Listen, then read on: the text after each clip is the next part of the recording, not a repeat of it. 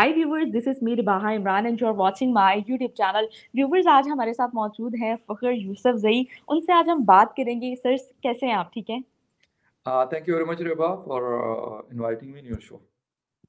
Sir, सबसे पहला मेरा सवाल ये है कि जैसे कि आपको पता है कि जो हमारा पड़ोसी मुल्क है इंडिया की अगर बात कर लें, तो उनके जो फॉरेन मिनिस्टर हैं एस जयशंकर, वो गए हुए हैं रशिया के विजिट पे। सर, आप क्या समझते हैं कि उनके वहाँ के विजिट का मकसद आखिर क्या था? और वहाँ पर जाके उन्होंने सबसे पहली बात ये की, जो इंडिया के प्राइम मिनिस्टर नरेंद्र मोदी जी ने की थी, उन्होंने ये सबसे पहले ये कहा था कि ये जो इरा है ये वॉर का इरा नहीं है।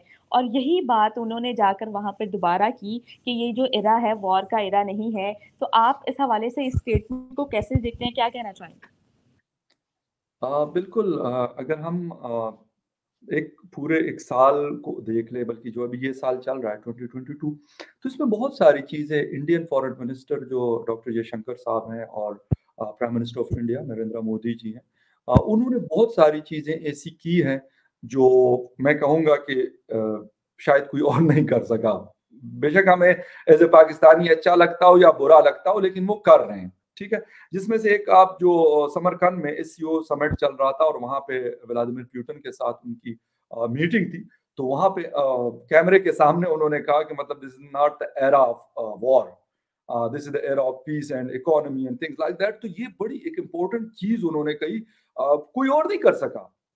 फ्रेंच प्रेसिडेंट नहीं कह सका, चाइनीज प्रेसिडेंट नहीं कह सका, मोहम्मद बिन सलमान अरब वर्ल्ड को लीड करने वाले वो नहीं कह सके, मैं कहता हूँ ब्रिटिश प्राइम मिनिस्टर नहीं कह सके, अमेरिकन प्रेसिडेंट नहीं कह सके, लेकिन जो मोदी जी हैं वो ये बात कह गए। और ये बहुत एक बड़ी बात है, और इसके पीछे भी कुछ है तो वो ये बात कर रहे थे, क्योंकि कोई और नहीं कर सका और वो कर सके तो ऐसे तो नहीं है कि उन्होंने हवा में कोई तीर चला लिया और बस बात करके वो निकल गए, ऐसा नहीं है बिल्कुल भी। उसके पीछे एक तो उनकी मैं कहूंगा बड़ी स्ट्रॉन्ग डेमोक्रेसी, और सबसे बढ़कर उनकी नेशन उनके पीछे खड़ी है। 135 करोड़ की पॉपुलेशन है और उसमें मेजॉरिटी लोग उनको सपोर्ट करते हैं। और उनकी खुद का मैं कहूंगा कि उस आदमी ने काफी काम किया। लोग, वहां के लोग उनको चाहते हैं, मैं कहता हूं उनको पूछते हैं। ठीक है। ऐसा नहीं है कि उनको गालियां देते हैं, होंगे उनके मुखालिफ लोग भी होंगे, ऐसा नहीं कि 135 करोड़ के सबके सब 100% उनको सपोर्ट करते हैं, लेकिन मेजॉरिटी उनको सपोर्ट करती है।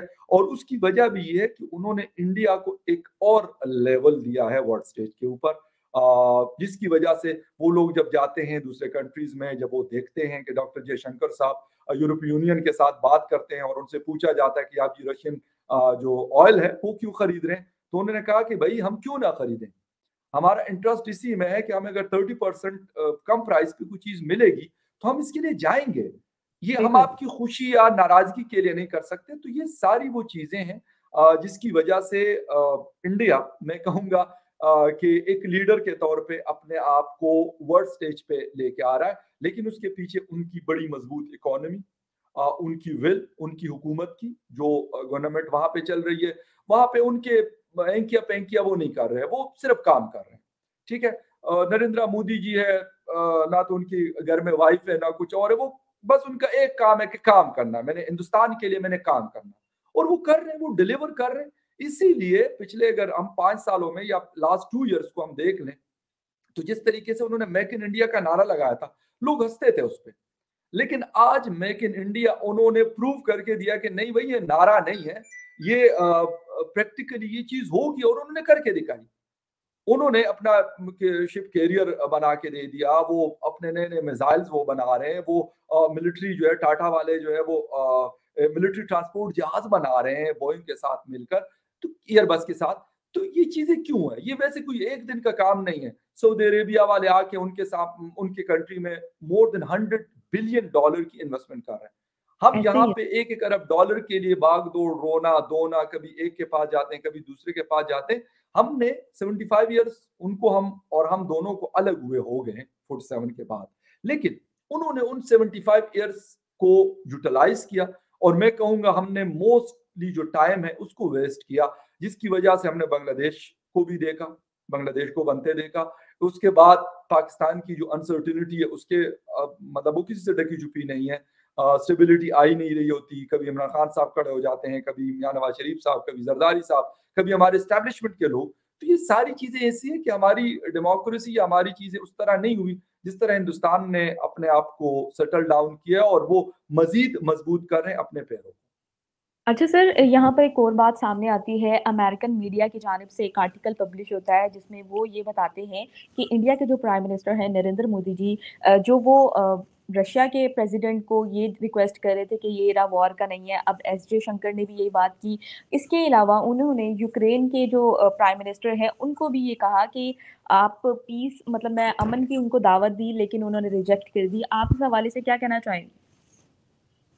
देखिए उन्होंने ये कोशिश पहले की और गालिबन ये एक दफ़ा फिर होनी है अभी, क्योंकि बाली में G20 आ रहा है 15 और 16 ऑफ नवंबर को। अभी 4-5 दिन बाद है। व्लादिमीर पुतिन ने वहाँ पे जाना है, ज़ेलेंस्की ने जाना है। बाकी वर्ल्ड लीडर्स वहाँ पे होंगे, जिसमें मोहम्मद बिन सलमान है, नरेंद्र मोदी जी हैं, अमेरिकन प्रेसिडेंट होंगे, यूरोपीय यूनियन के लोग होंगे। तो ये शायद इसीलिए भी इन्होंने जिस तरीके से इनके अपने काउंटर पार्ट से मीटिंग हुई है रशिया के, तो ऐसा नहीं है। इसके पीछे वर्कआउट हो रहा है, पहले भी हुआ था और अब भी हो रहा है, जिसकी वजह से गालिबन वो, मैं ये तो नहीं कहता कि ओवर द नाइट चीजें चेंज हो जाएंगी और ओवर द नाइट जो है वो व्लादिमीर पुतिन साहब जो है ये बात मान जाएंगे कि हाँ ठीक है यार, यूक्रेन के साथ जो हमारा क्लैश चल रहा है वो हम खत्म कर देंगे और रोक देंगे जंग को।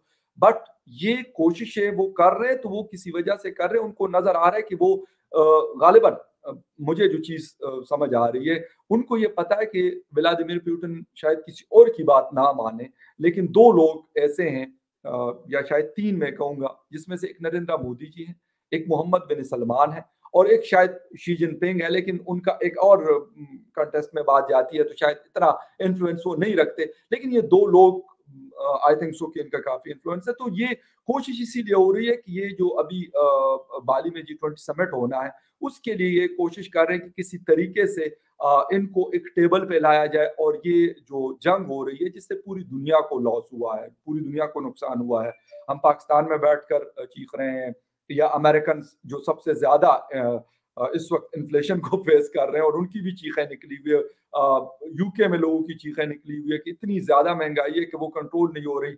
कभी एयरलाइंस के लोग स्ट्राइक पे जाते हैं, कभी रेलवे के लोग स्ट्राइक पे जाते हैं। आजकल मेरे ख्याल आज नर्सेज ने वहां पे स्ट्राइक किया कि हमारी जो वेजेस है उसको बढ़ाया जाए। तो ये इसके पीछे यूक्रेन वॉर का एक बहुत बड़ा फैक्टर मौजूद है।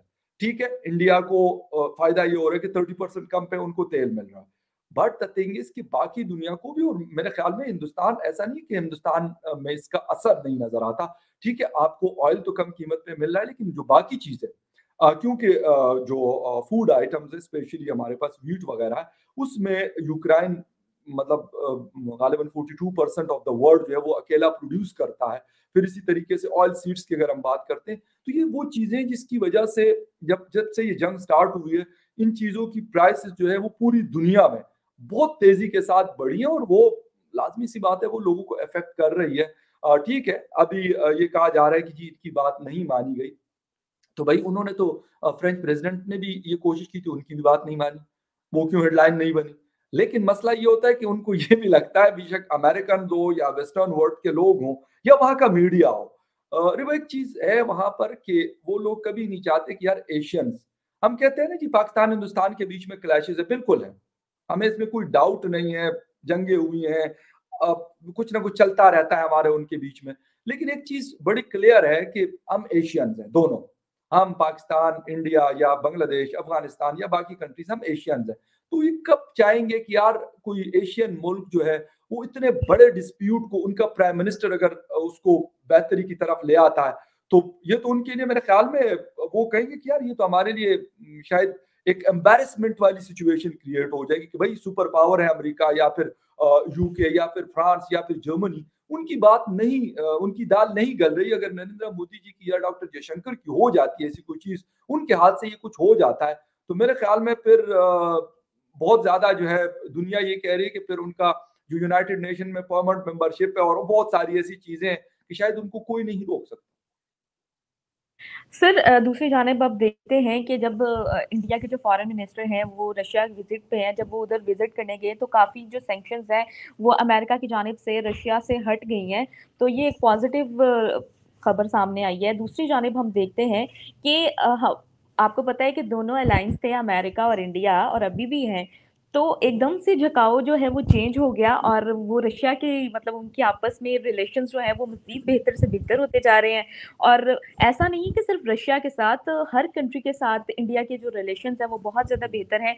जब हम देखते हैं कि ऑयल, जब आपको पता है कि बहुत ज़्यादा सैंक्शंस थे अमेरिका की जानिब से रशिया पे, फिर भी इंडिया जो है अपने मुल्क में, आपने अभी जैसे पहले ही बताया कि अपनी आवाम के इंटरेस्ट के लिए काम करी थी, फिर भी सस्ते दामों जो है वो पर बैरल ऑयल जो है वो परचेज करी थी। तो ये सारे फैक्टर्स हैं कि इंडिया का हर कंट्री के साथ जो है पॉजिटिव रिलेशन है, मतलब वो किसी के पर प्रेशर में नहीं आता। और एक जी। बड़ी अजीब सी चीज़ है कि रशिया के साथ भी रिलेशन अच्छा है और इस बार उन्होंने जो यूनाइटेड नेशन में जब रशिया को इंडिया की सपोर्ट की ज़रूरत थी तो उन्होंने उनके हक में वोटिंग कर दी है। तो आप क्या समझते हैं कि अमेरिका की जानिब से भी उनके रिलेशंस क्लियर है और रशिया की जानिब से भी क्लियर है, जबकि पाकिस्तान का स्टांस देखा जाए तो जब आपको पता है कि इनकी जंग का आगाज़ हुआ तो पहले दिन इमरान खान साहब वहाँ थे और उसके बाद जो पाकिस्तान को प्लंटी पड़ी है वो भी आपके सामने है। तो पूरी सिचुएशन आपके सामने है, तो क्या कहेंगे कि इंडिया को क्यों इतना सपोर्ट मिलता है जबकि पाकिस्तान को सिर्फ टेबल पे कहा जाता है ऑयल ले लो या दे लो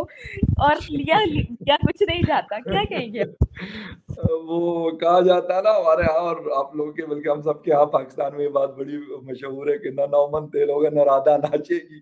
तो हमारे यहाँ वो वाली सिचुएशन है, वो वाले तेल की शायद बात कर रहे होते हैं। हमारी गवर्नमेंट जो है वो स्टेप्स लेना वो मुश्किल इसलिए होता है कि हम अमेरिकन मतलब आईएमएफ, अमेरिकन मैं बैंक कहता हूँ, उनसे हम लोन्स लेते हैं अभी भी, बल्कि उनके साथ हमारी जो $6 बिलियन है वो चल रहा है। बहुत सारी चीज़ें, चाइना से हम पैसे लेते हैं। तो हमारी जो फॉरेन पॉलिसी है वो बहुत ज़्यादा इन्फ्लुएंस रहता है सऊदीया का, सऊदी अरेबिया का, अमेरिका का, चाइना का। बट जब हम बात करते हैं इंडिया की तो उसमें ये चीज़ नहीं होती। जिस जिस तरीके से डॉक्टर जयशंकर साहब हैं, वो यूरोप के साथ भी उन्होंने अपना ताल्लुक बहुत अच्छा रखा हुआ है। और आप कह रहे हैं कि अमेरिका के साथ भी है, तो रशिया रशिया के साथ तो वो 1960 से चलते आ रहे हैं। बल्कि अगर आपको याद होगा तो जब इसी साल इन्होंने S-400 सिस्टम लिया रशिया से, तो अमेरिका ने कहा कि अमेरिका उससे बड़ा नाराज़ था उस बात के ऊपर। लेकिन फिर नेड प्राइस साहब जो उनके स्पोक्स पर्सन हैं स्टेट डिपार्टमेंट के, उनका एक स्टेटमेंट आया कि नहीं, ये हिंदुस्तान इसलिए कर रहा है क्योंकि उनका जो सिस्टम है, जो वेपन्स वगैरह हैं, वो रशियन मेड है और उसके बगैर ऐसा नहीं हो सकता कि हम उनको कह दें तो 1 रात में या 1 साल में या 6 महीने में ये चीज़ चेंज हो जाए। तो वो इसलिए अंडरस्टैंड करते हैं कि उनको पता है कि उसकी वजह ये नहीं कि उनको इंडिया से मोहब्बत है। उसकी वजह ये है कि उनको ये बात बिल्कुल क्लियर है कि इंडिया हमारे इन्फ्लुएंस में नहीं आएगा। हम अगर उनको कहेंगे भी कि आप रशिया के साथ ताल्लुकात को थोड़ा-सा लिमिटेड कर लें, वो नहीं करेंगे। इस 400 सिस्टम वो पहले कह रहे थे कि नहीं लेंगे, उन्होंने ले लिया। उसके बाद ये ऑयल वाला जो किस्सा है, ये यूरोप यूनियन को भी बहुत बुरा लगा। वेस्टर्न वर्ल्ड सबको बुरा लगा था, ठीक है? Including Australia, New Zealand. लेकिन इंडिया ने वो किया, इंडिया ने अपने इंटरेस्ट में वो चीज़ की और उन्होंने खरीदी। सबसे बढ़कर जो उनकी रिवा चीज़ मुझे जो नज़र आती है उनकी फॉरेन पॉलिसी में, वो सबसे बढ़कर चीज़ है कि उनका बैलेंस। वो ये नहीं करते कि अगर जो बाइडेन साहब जो हैं, वो अगर इंडिया, न्यू दिल्ली का विज़िट करते हैं, तो फिर शी जिनपिंग क्यों करेंगे? अगर शी जिनपिंग करते हैं, तो व्लादिमीर पुतिन क्यों करेंगे? अगर व्लादिमीर पुतिन करते हैं, तो फिर जी मोहम्मद बिन सलमान क्यों करेंगे? नो। वो कहते हैं वेलकम टू ऑल, ठीक है? वो सबको वेलकम करते हैं और सबके साथ इस वक़्त चाइना के साथ इतनी क्रिटिकल कंडीशन चल रही है एलएसी के ऊपर उनकी। But instead of all this problems 125 billion का ट्रेड भी चल रहा है दोनों के बीच में। ये चीज़ मुसीबत ये है कि अभी तक मैं अक्सर ये बात करता हूँ तो लोग मुझे अक्सर लोग कहते हैं कि जी आप इंडिया को फ़ेवर दे रहे हैं। मैं कहता हूँ यार इंडिया को फ़ेवर नहीं दे रहा हूँ, मैं ये कह रहा हूँ कि यार why we are not going to learn something from them. ठीक है यार, आप अगर उनको बुरा कहते हैं या जो भी कहते हैं, जो भी आपका नैरेटिव है या जो भी आपका माइंडसेट है, आप करें। बट द थिंग इज़ कि आप इतना तो कर सकते हैं कि यार आप उनकी अच्छी चीज़ों को अपनी पॉलिसी का हिस्सा बना दें। जो अच्छी चीज़ है वो कर रहे हैं अपने लोगों के इंटरेस्ट में, अपने कंट्री के इंटरेस्ट में, आप वो लोग करें। ठीक है? इसके बाद फिर आपने कहा कि जी उनका इन्फ्लुएंस इंडिया का लोग उनको हाथों-हाथ लेते हैं। उसके पीछे 2-3 चीज़ें हैं। एक तो ये है कि उनकी बहुत टॉप क्लास की एजुकेशन है। उनकी यूनिवर्सिटीज़ को अगर आप रेट कर लें, तो वो अमेरिकन यूनिवर्सिटीज़ को मैं कहता हूँ उसको टक्कर नहीं देती बल्कि उससे बाज़ यूनिवर्सिटीज़ आगे की हैं। ठीक है? बिल्कुल, एक चीज़ तो ये है। दूसरी बात, उनके लोग भई शॉर्टकट नहीं मारते। हमारे ऐसे लोग मैं भी उसमें शामिल हूँ, आप मतलब हम बिल पाकिस्तान की मैं ओवरऑल बात कर रहा हूँ, we are representing here Pakistan. तो हम दोनों हम लोग शॉर्टकट के चक्कर में होते हैं कि यार शॉर्टकट में कौन-सी चीज़ ऐसी होगी कि जल्दी से हमें कोई अगर हम ₹10 कमा रहे हैं तो हम कह रहे हैं ये 10 लाख पे कन्वर्ट हो। यार होते हैं कन्वर्ट, लेकिन उसके लिए आपको पूरा एक मैं प्रोसेस जो है वो आपको कवर करना पड़ेगा। हम लोग वो नहीं करते। हम लोग यहाँ से कहते हैं जी हम तो हिंदुस्तान के साथ ये कर लेंगे जी, हम तो लाल किले पे पाकिस्तान का फ्लैग लगा देंगे, हम तो फ्ला अबे यार हवाई बातें और हैं, ऑन ग्राउंड जो चीज़ें चल रही होती हैं वो और हैं। फिर तीसरी चीज़ रिवा उन्होंने अपनी इकोनॉमी को इतना स्ट्रॉन्ग किया है, जिसका असर हमें उनकी फॉरेन पॉलिसी में नज़र आता है। बिल्कुल, उनको बिल्कुल, आईएमएफ के पास जाके पैसे नहीं माँगने पड़ते। उनको रशिया से क्रेडिट पे ऑयल नहीं माँगना पड़ता। उनको सऊदी अरेबिया से ये नहीं कहना पड़ता कि यार आप हमें 1 साल के क्रेडिट पे जो है ऑयल प्रोवाइड कर दें, नो। उनको ये नहीं कहना पड़ता आईएमएफ को यार आप $6 बिलियन दे रहे हैं तो उसके लिए आपकी क्या कंडीशन है, हम क्या-क्या करें? अवाम का खून कैसे चूसे, ठीक है? वो चीज़ ये नहीं करते जिसकी वजह से वो आगे जा रहे हैं और यकीन ऐस करें कि हमें ये बात मैं ये कहता हूँ कि हमारी अवाम को, हमारी हुकूमतों को ये बात बुरी लगती है कि जी उनकी रिस्पेक्ट ज़्यादा है वर्ल्ड स्टेज पे। वो रिस्पेक्ट बनाने के लिए उन्होंने जो पापड़ बेले हैं, हम उसको नहीं देखते। हमें ये बुरा ऐसा ही लगता है कि ये तो हमारा अज़ली दुश्मन है। अबे यार अज़ली दुश्मन है, यार आप रखना है ना तो रखें। लेकिन कुछ उनके कामों से सीखे कि उन्होंने किस तरीके से उस सऊदी अरेबिया को जिसे कहते हैं कि अपने ब्लॉक में वो लेके आ गए जो आपके पाकिस्तान के गुण गाया करता था किसी ज़माने में। आज वो नहीं बोलता। ना आपके वो कश्मीर पे बात करता है, ना आपकी किसी और पॉलिसी को सपोर्ट करता है। हाँ, बस ठीक है जो फॉर्मेलिटी के तौर पे हेलो हाय होती है, वो आपके साथ उन्होंने रखी हुई है। इसी तरीके ऐस से यूएई है, कुवैत है, कतर है, जो मतलब जो अरब कंट्रीज़ की हम बात करते हैं। क्या हुआ? उन्होंने उसके ऊपर काम किया। अपने लोगों को बेचते थे। हमारे भी 3 मिलियन वहाँ पे काम करते हैं। लेकिन हमारे क्या होते हैं, वहाँ पे होता है जी हेरोइन ले जाते हुए जी पकड़ा गया, फलाँ पाकिस्तानी का सर उड़ा दिया। कौन है जी? खैबर पख्तूनख्वा से ताल्लुक है, पंजाब से, सिंध से, मतलब कहीं से भी लेकिन पाकिस्तानी है। आपने कभी सुना कि किसी इंडियन के साथ ऐसा हुआ? नहीं हुआ बिल्कुल, कभी। कभी नहीं नहीं सुना है होगा। मैंने कम से कम अपने उसमें मैं ये तो नहीं कहता कि मुझे कोई बहुत लंबा अरसा हुआ जर्नलिज़्म की फ़ील्ड में, बट मैंने कभी नहीं सुना। किस तरह की कोई चीज़ हमने सुनी कि किसी इंडियन ने इस तरह की चीज़ की। सेकंड चीज़, फिर वो अपने लोगों को वहाँ पे पूछते हैं। उनके जो फॉरेन मिनिस्टर होते हैं सऊदी अरेबिया में, मैं उनका इंडियन फॉरेन मिनिस्टर का नाम भूल गया हूँ जिनकी डेथ हो गई है। तो उनका कोई कोई लड़की वहाँ पे काम करती थी किसी घर में और उनके साथ कोई मिसहैप हुआ था। बिलीव मी उन्होंने जिसे कहते हैं टोस पे खड़ा किया था अरब्स को। हम ये कर हुँ, सकते हैं? No and never. हमें अगर वो कहते हैं कि यार अभी रात को मतलब रात के 10 बज रहे हैं और हम वो कहें नहीं जी सूरज निकला हुआ तो हम कहेंगे यार ज़बरदस्त, क्या सनी डे है ये। मुसीबत ये है कि जब आप चीज़ सीख सीख जाएँगे, मेरे ख्याल में बैलेंस करना सीख जाएँगे, सऊदी अरेबिया को कहेंगे कि सर आप भी हमारे भाई हैं, हमारे यहाँ आपकी बड़ी रिस्पेक्ट है और ऐस यही बात हम तेहरान को भी समझा देंगे। यही बात हम बीजिंग को और यही बात हम न्यू दिल्ली को समझा देंगे, तो फिर हम भी ये मसले हमारे साथ नहीं होंगे और इसके साथ-साथ सबसे इम्पोर्टेंट चीज़ हम माँगना छोड़ दें। आप खुद अपने इर्द-गिर्द के लोगों को, आपके फ्रेंड्स हों, आपके रिलेटिव्स हों, ये रिबा अगर आपसे वो माँगते हैं, आप एक टाइम देते हैं, दूसरी, 3 दफ़ा, 4 दफ़ा, 5 फिर जब वो अगर कहीं दूर से आपको नज़र आते हैं, यकीन करें आप मुँह फेर लेते हैं। ये ह्यूमन नेचर है, ये हम सब में है ये चीज़। तो अगर कंट्रीज़ हैं, वो आपको कब तक कहेंगे कि जी आपको ये 1 अरब डॉलर दे दिए, चलो जी अय्याशी मारो, 6 महीने के बाद फिर देख लेंगे। ऐसा नहीं होता, खुद काम करना पड़ता है, खुद मेहनत करनी पड़ती है। जब आप खुद कमाते हैं और खुद खाते हैं, तो आपकी रिस्पेक्ट और होती है। लेकिन अगर आप ऐस किसी की पकाई हुई रोटी या किसी की कमाई हुई रोटी खाते हैं, तो फिर वही रिस्पेक्ट नहीं होती। हम ये दस्तरख़्वानों पे देख रहे होते हैं ना।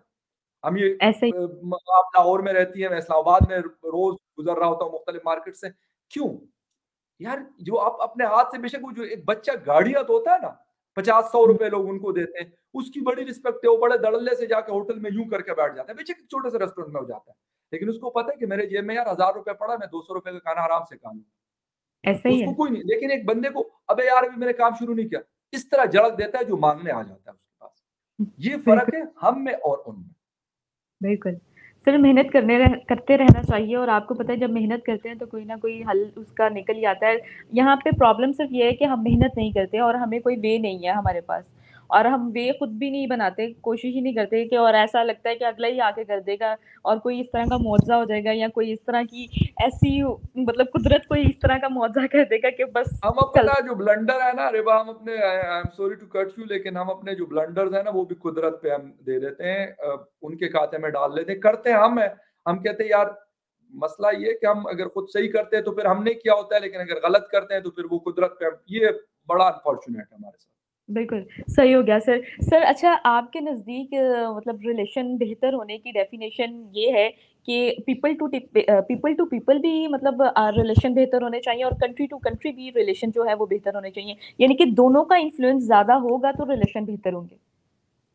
No doubt about it, people to people, मैंने आपको जिस तरह सऊदीया की एग्जांपल दी तो आपको याद होगा कि कोई प्राइम मिनिस्टर बहुत कम कभी हमने सुना था कि जी सऊदी अरेबिया का रियाज का विजिट किया है किसी इंडियन प्राइम मिनिस्टर ने या इंडियन आर्मी चीफ ने, लेकिन अब बिल्कुल, हम ये सुनते हैं। अब जो वहां ऐस पे जो इंडियंस काम करते हैं उन्होंने एक सॉफ्ट इमेज बनाया इंडिया का, ठीक है। फिर मैं कहता हूँ ये भी एम्बेसडर्स के तौर पे काम करते हैं। मैं और आप अगर किसी कंट्री में जाते हैं तो हमें एज़ ए पाकिस्तानी लोग हमें पहचानते हैं। ये तो नहीं पहचानते कि यार फ़खर यूसुफ़ज़ई जो है वो खैबर पख्तूनख्वा से है, तो रिबाज़ साहिबा जो है वो शी इज़ फ्रॉम पंजाब या कहीं नहीं, वो कहते हैं पाकिस्तानी। इस तरीके बिल्कुल, से उन लोगों ने काम किया और अपनी इमेज को बेहतर किया। इस तरीके से मेरे ख़्याल में हम भी कर सकते हैं। हमारे भी बहुत सारे बिल लोग दुनिया में काम करते हैं, मेहनत करते हैं और बहुत अच्छे लोग भी हैं। मैं ये नहीं कहता कि सारे को सारे जो हैं बहुत यानी $30 बिलियन जो है $32 बिलियन अगर हमें सालाना भेजते हैं तो ये बेचारे उनकी मेहनत है। हाँ, अगर कोई ऐसे 2-4 उसमें से खराब होते हैं तो उसकी वजह से फिर पूरे कंट्री के ऊपर और वो सारी बात आती है। लेकिन हमें उसके उनको भी बैक करना है। इसके साथ-साथ अगर पीपल टू पीपल या government to government, G to G अगर होता है, तो इंडिया के साथ हमें क्या प्रॉब्लम है? ये वाघा बॉर्डर है, इस्लामाबाद से हार्डली लाहौर तक 4 घंटे लगते हैं और फिर अगर लाहौर शहर से आप वाघा तक जाते हैं तो 1 घंटा आपको लग जाएगा, उसके बाद हिंदुस्तान शुरू हो जाता है। लेकिन अफ़सोस के साथ कि हम क्या करते हैं, हम एक तो बड़ी-बड़ी बातें करते हैं, बहुत बिल्कुल, लंबी-लंबी छोड़ते हैं, बहुत लंबी-लंबी छोड़ते हैं। जी हमारे पास तो गौरी है, तो हमारे पास तो बाबर है, तो हमारे पास तो फ्ला बैलिस्टिक मिसाइल्स की रेंज है। अबे यार तो क्या है इसका मतलब, अचार डालोगे क्या करोगे इसका? ठीक है? बिल्कुल सर हम तो न्यूक्लियर पावर है, हमारे पास एटम बम है। यार बहुत अच्छी बात है आपके पास है। लेकिन यार क्या करोगे कि मतलब अगर किसी ने बंदूक उठाई भी और वो कहेंगे वो मेरे पास बंदूक है, ओए मेरे पास बंदूक है। उधर से किसी ने 2 चपेड़े मारी होंगे और उसका बंदूक लेके कहे जा निकल इधर से। ये मसला ये है, हमें इन चीज़ों से थोड़ा-सा निकलना पड़ेगा। बिल्कुल आप अपने डिफेंस के ऊपर काम करें, हर चीज़ बनाएँ। खुद बनाएँ, अपने लोगों को जिसे कहते हैं कि एजुकेट करें और जिसे कहते हैं कि सिर्फ उनका माइंडसेट जो है ना उसमें भी तब्दीली लाएँ। रिस्पेक्ट दें यार, ये बड़ी-बड़ी बातें छोड़ दें कि यार ये वो क्या थे जी महमूद गज़नवी ने ये किया था, तो फलाँ ने वो किया था। उसने जो किया था सो किया होगा। आज हम क्या कर रहे हैं, ये मैटर करता है। जो 500 साल पहले हुआ या 1000 साल पहले हुआ उसको छोड़ दो। आज हम उन क्या चीज़ों कर रहे हैं, आज उन चीज़ों से बाहर नहीं निकल रहे। अच्छा हम सर यहाँ मुसीबत एक सवाल आपसे ये है जी, जी। कि सर देखिए इमरान खान साहब ने आपने अभी जैसे कहा कि हमारा प्रॉब्लम सिर्फ ये है कि हम बड़ी-बड़ी छोड़ते हैं, करते कुछ नहीं है। तो इमरान खान साहब यहाँ पर मैं इमरान खान साहब की बात एक कोट करूँगी कि जब इमरान खान साहब आए और उन्होंने जब स्टार्टिंग में ये हुकूमत आने से पहले उन्होंने कहा कि मैं ये कर दूँगा, वो कर दूँगा। उसमें से बहुत से यू टर्न्स लिए गए, ठीक है? और काफ़ी यू टर्न्स लेने के बाद आज ये कंडीशन हमारी आ चुकी है कि अब दोबारा बड़े-बड़े दावे हैं, ठीक है? बिल्कुल। और पहले स्टांस होते थे कि ये मैं ये कर दूँगा, वो कर दूँगा और अब जो बड़े-बड़े स्टांस हैं, तो ये ले लिए गए हैं और अब शहबाज़ शरीफ की हमारी जो मतलब प्राइम मिनिस्टर चल रहे हैं, जी। उन्होंने आकर एफएटीएफ से पाकिस्तान को निकाल दिया। आप क्या कहेंगे कि उनके रिलेशन ज़्यादा अच्छे हैं? इस पूरे मतलब सिचुएशन में क्या आप कहेंगे कि इमरान खान साहब के रिलेशंस अच्छे नहीं है जो हमारी कंट्री को एफएटीएफ की ग्रे लिस्ट में से निकाल नहीं सके? क्या कहेंगे दोनों को कंपैरिज़न करते हैं? यार मैं एक बात बताऊँ, एफएटीएफ को अगर आपने कवर किया हो तो 2018 में हुआ जब इमरान खान साहब आए, तो उसके बाद हम एफएटीएफ की ग्रे लिस्ट में चले गए। लेकिन उसके पीछे जो पास्ट की स्टोरीज़ थी वो शामिल थी। I am not a big fan of Imran Khan, बल्कि I am a critic of Imran Khan, maybe you know. लेकिन मैं ये कहूँगा कि उनकी टीम ने भी कुछ काम किया, हमारी एस्टेब्लिशमेंट ने बहुत मेहनत की इस चीज़ के ऊपर और नो डाउट कि यहाँ पर मियां शहबाज शरीफ साहब को जो 6-7 महीने हुए, जो क्योंकि उनके डेलीगेशन ने FIA का विजिट किया अक्टूबर में, जिस तरीके से उन्होंने कहा था कि हम अपनी टीम भेजेंगे, जब जून में उनकी पेरिस में मीटिंग हुई थी, उसके बाद उन्होंने कहा कि ग्रे लिस्ट में अभी फिलहाल रहेगा फॉर नेक्स्ट 3 मंथ, लेकिन चांसेस बहुत है कि हम ग्रे लिस्ट से निकाल दें पाकिस्तान को, लेकिन उसके लिए हमारी टीम विजिट करेगी और वहां पे वो मनी लॉन्ड्रिंग और टेरर फाइनेंसिंग और इस तरह की चीजों को देखेगी। और जिन जिन लोगों ने उसमें हिस्सा लिया, तो कुछ को थोड़ा बहुत मैं जानता हूँ, जिन ऑफिसर्स ने काम किया उसके ऊपर और जिन्होंने प्रेजेंटेशंस दी उस टीम को FATF के, तो मेरे ख्याल में सबकी मेहनत शामिल थी। इमरान खान साहब का ये मसला था कि इमरान खान साहब झूठ बड़ी डटाई के साथ बोल लेते हैं। मेरे ख्याल में बाकी पॉलिटिशियंस भी झूठ बोलते हैं। मैं ये नहीं कहता कि मियां शहबाज साहब नहीं बोलते होंगे, या नवाज शरीफ साहब, या जरदारी साहब, या मौलाना फजल रहमान, या कोई XYZ, या भी जो चौधरी बरादरान है, तो सब बोलते हैं। लेकिन इमरान खान साहब का जो स्टाइल है ना, बड़े कॉन्फिडेंस के साथ होता है। वो ये सबसे बड़ा फर्क है इमरान खान साहब में और इनमें। अच्छा, इमरान खान साहब एक और चीज क्या करते हैं, इमरान खान साहब ये करते हैं कि अपने जिसे कहते हैं कि गलत चीजों को सोशल मीडिया के जरिए, ट्विटर पे उनकी फैन फॉलोइंग बहुत है, सोशल मीडिया के ऊपर उनकी फैन फॉलोइंग बहुत है। आप अगर कोई उनमें से कोई ट्वीट कर लेता तो उसके बाद धड़ाधड़ जो है वहां पे बहस मुबाहिसा और ट्रेंड्स बनना शुरू हो जाते हैं। ये मैं कहूंगा एक कामयाबी है इमरान खान की, जो शायद बाकी जो दो बड़ी पार्टीज हैं, PPP और PMLN, अनफॉर्चुनेटली उनके पास नहीं है। और शायद अभी भी जिस वक्त मैं और आप बात कर रहे हैं, तो अभी भी उनको ये तरीका नहीं आता कि यार हमने क्या करना है। मैं ये नहीं कहता कि यार वो लोगों से झूठ बोलना शुरू कर दें। अवाम 75 साल में बहुत रगड़े, उन्होंने कहा है, मुख्तलिफ लोगों के हाथों जो है मुख्तलिफ लोगों ने धोखे दिए, तो मजीद मेरे ख्याल से नहीं देने चाहिए। लेकिन एक चीज सीखनी चाहिए, इमरान खान साहब की जो सोशल मीडिया में फैन फॉलोइंग है, उसको अच्छे तरीके से, मैं कहता हूँ पॉजिटिव चीजों के लिए यूज करना चाहिए, गंदी चीजों के लिए नहीं, डर्टी पॉलिटिक्स के लिए नहीं यूज करना चाहिए। ये फर्क है। फिर आप अगर हम उनकी फॉरेन पॉलिसी की बात कर लें, तो अनफॉर्चुनेटली रिबा की उनकी हुकूमत में हमारी फॉरेन पॉलिसी, हम बहुत बैकफुट पे चले गए थे। बिलीव मी कि ऐसे कोई छोटे से छोटा मुल्क, बड़े से बड़ा मुल्क हमें जिसे कहते हैं मुंह नहीं लगाता था। तो ये चीजें हमने फेस की थी, और यकीनन इसमें उनकी गलतियां हैं। मैं ये नहीं कहूंगा कि वो किसी और की गलतियां, वो नवाज शरीफ साहब की गलतियां थी या वो जरदारी साहब की गलतियां थी। नो, वो प्राइम मिनिस्टर थे, उनके foreign minister SMQ Shah Mahmood Qureshi थे। तो ये गलतियां उनकी थी कि वो कभी टर्की के साथ मिलकर और मलेशिया के साथ मिलकर कहती जी इस्लामिक चैनल, पता नहीं कोई चैनल हमने खोलना है और पता नहीं वो क्या दुनिया में इनकलाब लेके आएगा और क्या करेगा। और फिर जब मोहम्मद बिन सलमान की कॉल आती है कि यार जो कोलालमपुर में मीटिंग होनी है, जो समिट होना है, वहां पे आपने नहीं जाना, तो यकीन करें कि इमरान खान साहब या शाह महमूद कुरैशी साहब तो दूर की बात, किसी जिसे कहते हैं पियोन को भी भेजने की उनकी जरूरत नहीं हुई कि वहां पे भेजे। तो इन चीजों ने हमें खराब किया। अमेरिका के साथ हम कभी क्या करते थे, कभी क्या करते थे, एक प्रॉपर पॉलिसी हमारी नहीं थी। कभी हम उनको गालियां देना शुरू कर देते थे, कभी जाके हम उनके पाँव में पड़ जाते थे। तो ये डिसबैलेंस जो है, ये इसने हमें नुकसान दिया, बहरहाल बहुत बड़ा नुकसान दिया। अभी हुकूमत, ये भी कोई बहुत अच्छी हुकूमत नहीं है, मतलब हुँ। बिल्कुल आपको सही बता दूं, इस्लामाबाद के हद तक इनकी हुकूमत है, इस्लामाबाद के प्राइम मिनिस्टर है शहबाज शरीफ साहब। लेकिन एटलीस्ट जो इनके पास टीम है, वो कोशिश कर रही है कि यार किसी तरीके से वर्ल्ड स्टेज के ऊपर जाकर पाकिस्तान को थोड़ा सा बेहतर किया जाए। लेकिन उसके लिए भी एक लॉन्ग टर्म काम करने की जरूरत है। वो बिलावल भुट्टो जरदारी साहब, वो फॉरेन मिनिस्टर के तौर पे वो काम कर रहे हैं और मुख्तलिफ कंट्रीज में जाके अपने काउंटर पार्ट से मिलते हैं, या फिर शहबाज शरीफ साहब हो, थोड़ा सा ये जो इमरान इमरान लोजी है ना, इससे निकलना पड़ेगा मेरे ख्याल में। इस हुकूमत को छोड़ दो यार, इमरान खान साहब को आपने क्यों सर पे सवार किया हुआ, आप इतने डरे सहमे बैकफुट पे क्यों जाते हैं।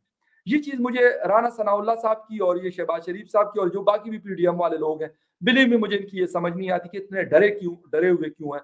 फिर इस्टेब्लिशमेंट को उन्होंने जिसे कहते हैं ठोस पे खड़ा किया हुआ है। वही हमारी इस्टेब्लिशमेंट है कि अगर कोई कुछ थोड़ी सी कोई चीज कर जाता है तो कहते हैं जी साइबर क्राइम का केस इसके ऊपर ठोक दो। तो यार इमरान खान साहब के ऊपर तो ना साइबर क्राइम का केस आप ठोक रहे हैं, ना कुछ और कर रहे हैं।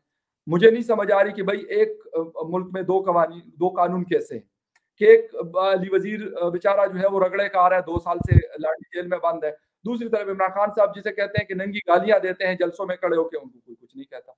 तो ये इससे मजीद अनसर्टेनिटी बढ़ती है। मेरे ख्याल में उसके ऊपर इस हुकूमत को या एस्टेब्लिशमेंट के जो जो लोग भी इस चीज से रिलेटेड है, उनको काम करना चाहिए और पाकिस्तान को इससे निकालना पड़ेगा, वरना मजीद हमारा नुकसान हो सकता अच्छा सर, ये आखिरी सवाल मेरा आपसे ये है कि हम देखते हैं कि यहाँ पर पूरी दुनिया में सिर्फ पाकिस्तान की बात नहीं, पूरी दुनिया में जो ब्लॉक्स बन चुके हैं, किसी का किसी के साथ अलायंस है तो किसी का किसी के साथ अलायंस है। हम देखते हैं कि इंडिया को हर तरह के ब्लॉक में मर्ज किया जाता है और वो उससे फ़ायदा उठा रहा है, जबकि पाकिस्तान उन उन ब्लॉक से कोई फ़ायदा नहीं उठा पा रहा। क्या फ्यूचर देख रहे हैं आप? आने वाले टाइम में एक रशिया से ऑयल की ही एग्ज़ाम्पल ले लेते हैं, क्या पाकिस्तान आने वाले टाइम में रशिया से ऑयल ले लेगा? वरना तो अमेरिका तो है, पाकिस्तान को आँखें दिखाने लग जाता है और हम डर के बैठ जाते हैं। तो क्या फ्यूचर देख रहे हैं ओवरऑल? देखिए, ब्लॉग्स की जहाँ तक बात है तो उसकी सबसे पहली वजह तो ये है कि वो ब्लॉग्स क्यों बने और हिंदुस्तान ने उसमें जगह कैसे बनाई। एक तो एंगल उसका ये है, जिस तरह क्वाड बना, क्वाड में चाइना के लिए अमेरिका ने बनाया, जापान, ऑस्ट्रेलिया, इंडिया और अमेरिका उसका हिस्सा है। I2U2 की अगर हम बात करते हैं तो related with Arab world, but India वहाँ पर भी है। ठीक है? इस तरह की बाकी चीज़ों को हम देखते हैं, तो उसके लिए मैं वही बात करूँगा कि तो उन्होंने अपनी फॉरेन पॉलिसी को बिल्कुल क्लियर रखा है। वो एफ्स एंड बट्स के ऊपर नहीं चलते। हम पहले भी इसी तरह चलते थे, आज भी इसी तरह चल रहे हैं और I think so, maybe I am wrong और मैं कहता हूँ खुदा करे कि मैं गलत हूँ, लेकिन कल भी हम इसी तरीके से चलेंगे। हम मुख्तलिफ जगहों से इंस्ट्रक्शंस लेते हैं, हमारी अपनी कोई पॉलिसी आज तक हम नहीं बना सके अनफॉर्चुनेटली, जिसका नुकसान भी हम उठाते हैं। वक़्तन-फ़वक़्तन हमने नुकसान उठाया, बहुत बड़े-बड़े नुकसान हमने उस चीज़ के उठाए, लेकिन फिर भी हम डटे हुए हैं कि नहीं जी नहीं, हम तो बिल्कुल सही हैं और बाकी सारी दुनिया गलत है। अगर कोई चीज़ है दुनिया के साथ, दुनिया क्या देखती है? भई दुनिया आपका ये देखती है कि भई आप दुनिया को क्या फ़ायदा दे सकते हो? अगर उनको ये लगता है कि भई आपसे कोई फ़ायदा नहीं है, कोई किसी को नहीं पूछता। कोई किसी ऐसे को ही नहीं पूछता, कोई किसी को घर में नहीं पूछता, अपने फ्रेंड सर्कल में नहीं पूछता, ऑफ़िस में नहीं पूछता, कहीं और नहीं पूछता।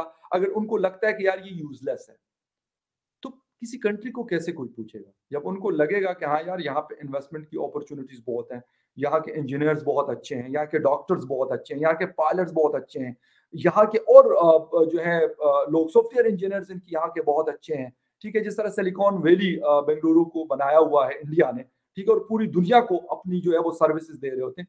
तो जब दुनिया को ये लगेगा और हाँ, और उनको ये लगेगा कि हाँ यार, इस मार्केट के ऊपर हम पैसा लगाएँगे तो इधर से हमें रिटर्न भी मिलेगा। तो फिर सारे लोग आपके कोई दुश्मन नहीं है किसी का, ना कोई किसी का दोस्त है, ना कोई किसी का दुश्मन है। ना सऊदी अरब हमारा दोस्त है, ना सऊदी अरब हमारा दुश्मन है। वो ये देखेगा भई एमबीएस बड़ा स्मार्ट खेलता है, वो ये देखता है कि भई मुझे पाकिस्तान से क्या रिटर्न मिलेगा। इतने अरसे से हम लगा रहे हैं मतलब एक पैसे फेंक रहे हैं, ड्रेन कर रहे हैं, कहाँ जा रहे हैं? अमेरिका ने ये देख लिया। लेकिन जब अमेरिका आपके साथ नेगोशिएट करता है तो आप उनकी सारी बातों पे यस-सर करते हैं, लेकिन अपनी 2 चीज़ें उनसे नहीं मनवा सकते। तो जब तक आप ये हुँ। नहीं करेंगे तो आप तो ना किसी ब्लॉक का हिस्सा बन सकते हैं और मैं कहता हूँ ब्लॉक को भी छोड़ दें। आप एटलीस्ट इतना करें कि फिलहाल के तौर पे सिर्फ स्टार्टिंग में आप बैलेंस क्रिएट कर लें अपनी फॉरेन पॉलिसी के अंदर। आप जिसे कहते हैं कि सऊदी अरब को, इस्तांबुल को, तेहरान को, वाशिंगटन को, बीजिंग को, न्यू दिल्ली को, दोहा को, काबुल को, आप बैलेंस कर लेना तो ये भी बहुत बड़ी बात है। मैं कहता हूँ छोड़ दें, हमें कोई ब्लॉक में फिलहाल ना लें। कोई मसला नहीं है, कोई टेंशन, कोई परेशानी नहीं है, क्योंकि हमारा तो अभी फिलहाल तो हम चाइना ब्लॉक का हिस्सा है। इस वक़्त जो हमारी चीज़ें चल रही थी उसमें चाइना ब्लॉक में हम साथ हैं। लेकिन दूसरी तरफ हम कोशिश करें कि अमेरिका, लेकिन हमें ये बात अमेरिका को भी समझानी पड़ेगी और ये बात हमें बीजिंग को भी समझानी पड़ेगी कि सर, आप भी हमारे दोस्त हैं, आपने बड़ी मुश्किल वक़्तों में हमारा साथ दिया हुआ है। बहुत सारी आपकी कंपनीज़ यहाँ पाकिस्तान में काम कर रही है, इन्वेस्टमेंट है आपकी, बिल्कुल हम उसकी बड़ी रिस्पेक्ट करते हैं। सऊदी अरेबिया है, उनकी भी बहुत सारी कंपनीज़ बैंकिंग सेक्टर है, सर्विसेज़ सेक्टर में बेतहाशा उनके काम है, कम्युनिकेशन के सिस्टम उसमें सेक्टर में उनकी बहुत बड़ी इन्वेस्टमेंट्स मौजूद है पाकिस्तान के अंदर। लेकिन सर, बात ये है कि हमने खुद भी कुछ करना है। हमने आपके कंधों पे सवार होके नहीं चल सकते सारी ज़िंदगी, और सारी ज़िंदगी ऐसा नहीं हो सकता कि हम आपके आए हैं मदीने मुनव्वरे में जो है वो जिसे कहते हैं उम्रे भी अदा करें और उसके बाद आपकी तरफ हाज़िरी दे के सरकार कुछ थोड़ा-सा मदद कीजिए, हाथ बढ़ाएँगे। तो इस चीज़ से जब हम निकलेंगे, तो हमारी फॉरेन पॉलिसी मेरे ख़्याल से बहुत अच्छी बन सकती है।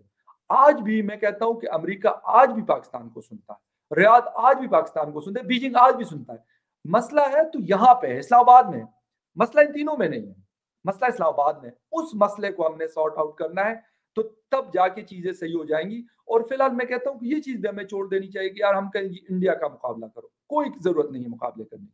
आप अपनी जो डिफेंस है, आप वैसे ही, वो जनरल एहसान साहब से एक दफ़ा मुलाकात हुई तो कह रहे यार, हम तो सिर्फ अपनी प्रोटेक्शन के लिए चीज़ें रखें, हम तो हमलावर नहीं होते। मुझे ये बात बड़ी अच्छी लगी उनकी, कि वाक़ई ये बात सही है, आप इसी के ऊपर अपने आप को जिसे कहते हैं रिटेन करें। अपनी न्यूक्लियर आपके पास कैपेबिलिटी मौजूद है, उसको बेहतर करें या जो मिसाइल्स टेक्नोलॉजीज़ है उसको सिस्टम को बेहतर करें, लेकिन इसलिए नहीं कि जी हम मुकाबले के लिए मौजूद हैं। आप कोई मुकाबलाबाज़ी छोड़ दें कुछ अरसे के लिए, ठीक है? कोई ज़रूरत नहीं है इंडिया से मुकाबला करने की। हाँ, अगर आप मुकाबला करना चाहते हैं तो उनसे कहें इकोनॉमी में।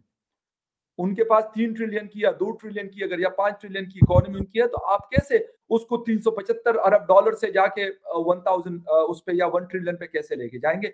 ये आपका टारगेट होना चाहिए।